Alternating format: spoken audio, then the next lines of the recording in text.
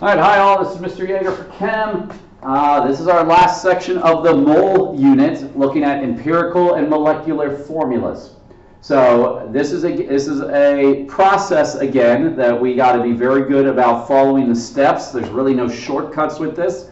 And, you know, we got to just get used to the steps of how to follow, to calculate out, you know, find the empirical formula of the problem.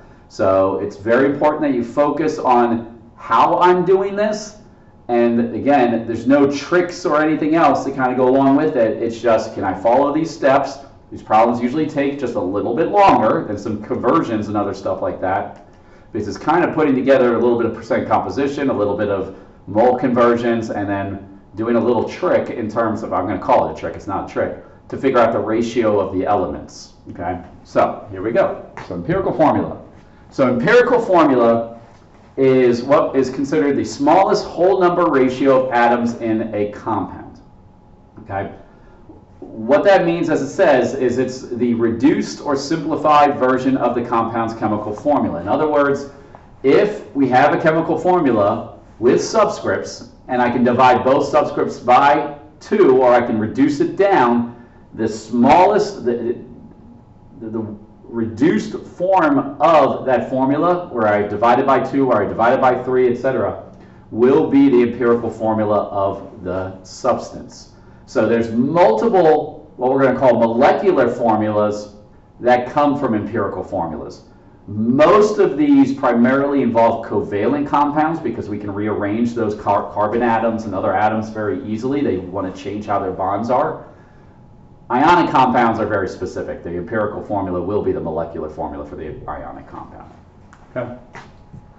All right, so that's what we're saying here. Multiple compounds may have the same empirical formula. C6H6 and C8H8 can both be reduced down to CH. So CH is the empirical formula. C6H12O6 and C2H4O2 can all be divided by 2, and they both can be, well, the first one can be divided by 3, and the second one can be divided by 2, but they both reduce down to this smallest formula, okay? So the fact that these two formulas can be reduced down to this one, this is the empirical formula. This is the empirical formula. It is the lowest whole number ratio between the elements. All right? So the steps to follow. I'll go through the steps. It's going to be easier when we actually start doing them. You will receive the percent composition of a compound, and it'll break it up. It'll say percent carbon, percent hydrogen, etc. We will make this kind of crazy. We just assume we have a 100-gram sample.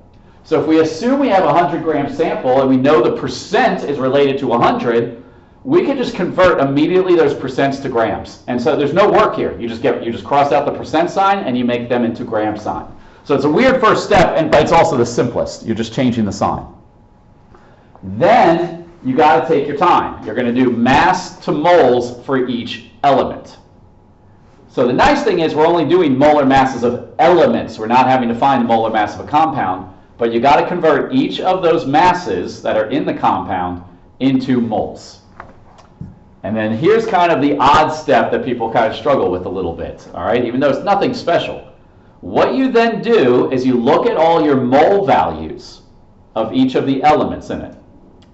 Whichever mole value is the smallest, you will divide that into every other mole value, including its own. So you will divide it by itself, and that'll be 1, but then you'll divide that into the other elements as well, and you're looking to get whole numbers. All right, or very, very close to, like 1.99, okay, or 3.01 and stuff like that. We should not be getting 1.46 or 2.78. It should be very clear that we're rounding it down to a specific whole, or rounding it to, dividing it into a whole number. We're not even rounding. It should be very clear that it comes out to that whole number.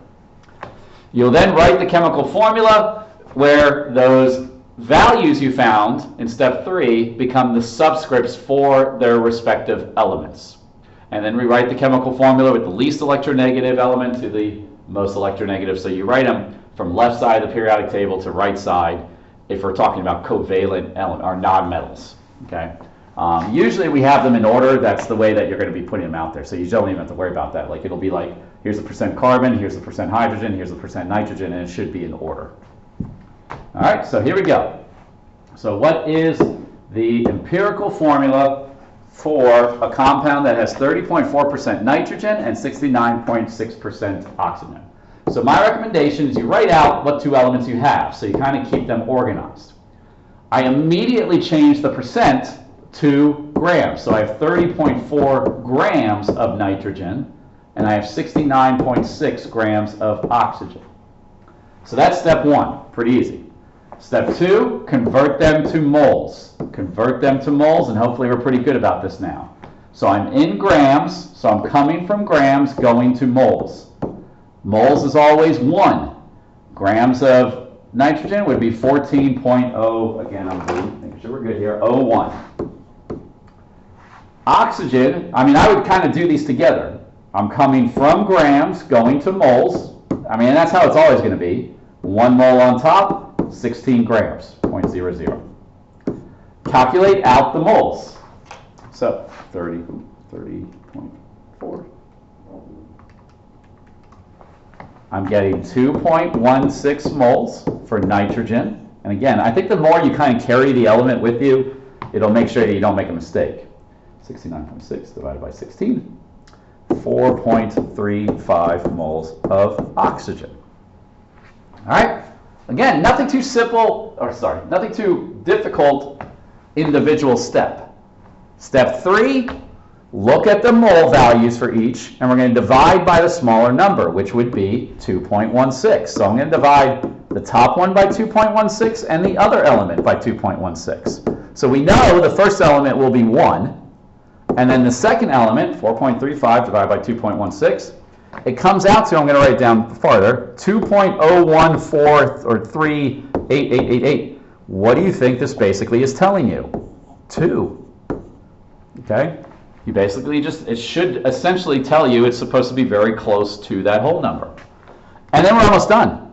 What we do is this is now the subscript for N, and this is the subscript for O. Now we don't write 1, so we would, the final answer would be NO2. And that's your empirical formula. That's what you're looking for in the end. All right? So we change the percentages to mass, grams, convert it to moles, divide by the smaller number, and then we write the two elements and we write the subscripts with them. Again, we never write 1, so don't write 1. But that's it. All right, next one. I have sulfur and oxygen. And again, they're giving you them in the order that we should be writing them in the formula, in the chemical formula. So I have 50.1 grams of sulfur, and I have 49.9 grams of oxygen. I'm going to start with oxygen because we just did that. Grams on the bottom, moles on top. 1 mole, 16 grams. Sulfur, grams on the bottom, moles on top. 132.07. So 50.1. I'm getting 1.56. Okay, and then the bottom, 3.11. Sig figs is not important in this because your numbers are not your final answer.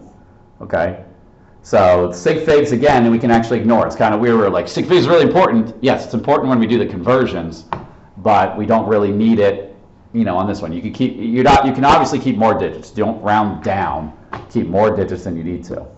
All right, what's the smaller number? 1.56. So I'm going to use that one twice.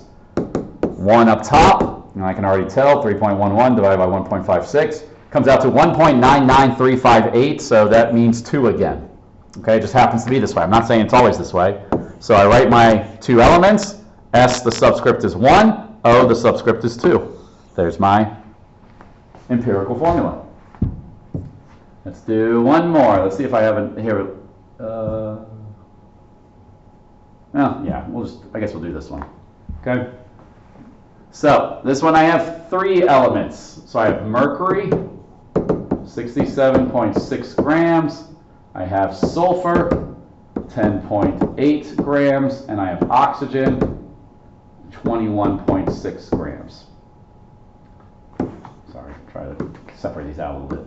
All right, so grams on bottom, coming from grams, going to moles. 1, I need to go look that up in a second. I'm going to fill these out. 1 mole, I do know the molar mass of sulfur is 32.07. And then grams of oxygen, moles, and we've had that one before, 16.00. Molar mass of mercury, 200.59.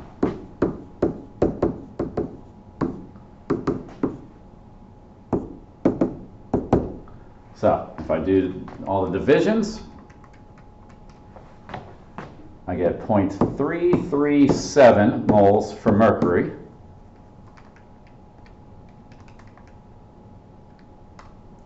I get 0.337 moles for sulfur. And I get 1.35 moles for oxygen. Well, both two numbers are the same, so I'm just going to divide by that. So 0.337 divided by 0.337 divided by 0.337. So I have two of them that are 1. And then 1.35 divided by 0.337 is 4.0005. So clearly is 4. So what does this formula look like? HgSO, 1 for Hg, 1 for S, 4 for O's. There's my formula. It ends up being mercury 2 sulfate.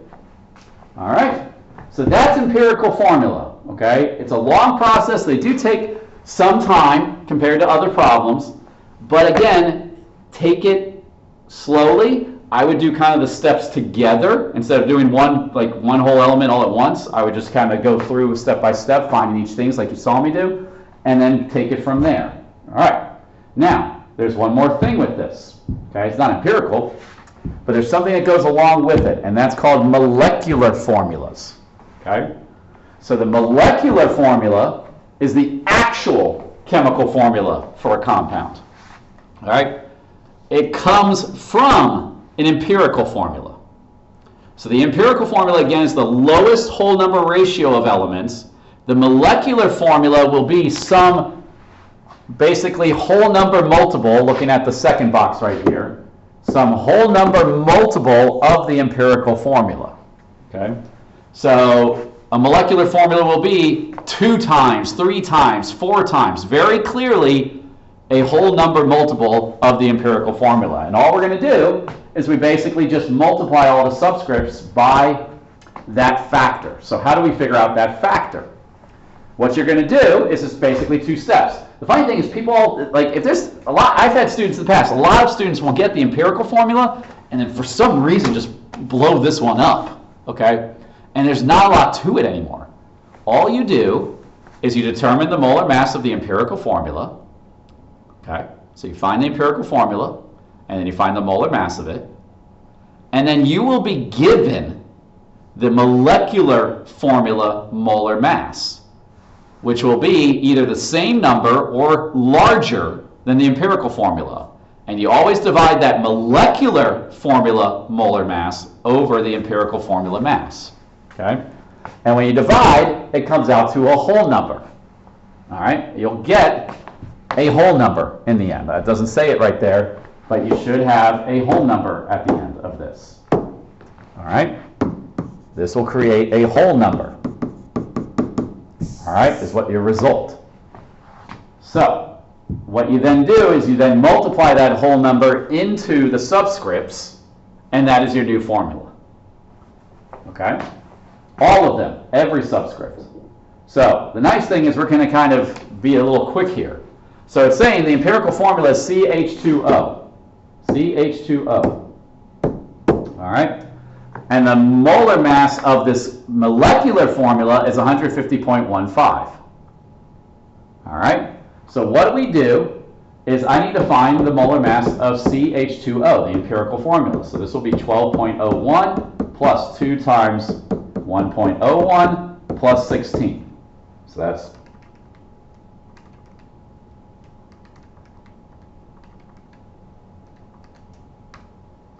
30.03 grams per mole. All right?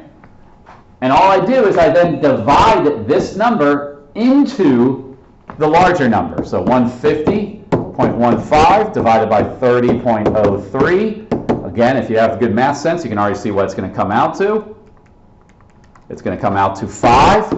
And so this is what I'm going to multiply all the subscripts by. So I'm going to multiply 1 times 5, so it's C5, 2 times 5, H10, 1 times 5, O5. And that is my molecular formula. All right? So that's basically what you're looking at here. I just want to see something here. Okay, I mean, so I'll do one more because I feel like there's nothing too special about this. So with this one, my empirical formula is P2O5. So P2O5. Phosphorus is 30.97 grams per mole. I have 2 of them, plus 5 times 16. So 141.94 grams per mole. I then divide this number into the larger number, 283.88. 141.94. Again, you might be able to see what this is going to come out to.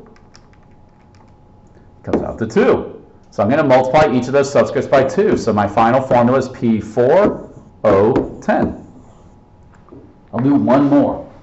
All right, because again, this always scares me why this, I don't know why this is the part that students are just like, oh, what's happening now? This is just crazy. And it's like, this is way more simple than what you just did with the empirical formula. All right, so we'll do it. Well, let's choose a different one. NO, okay? So NO, this would be 14.01 plus 16, so that's 30.01 grams per mole. 60 divided by 30.01. All right, yes, it might not come out to exactly 2, but it's 1.999, so that's 2. And then I multiply each of those subscripts by 2, so N2O2.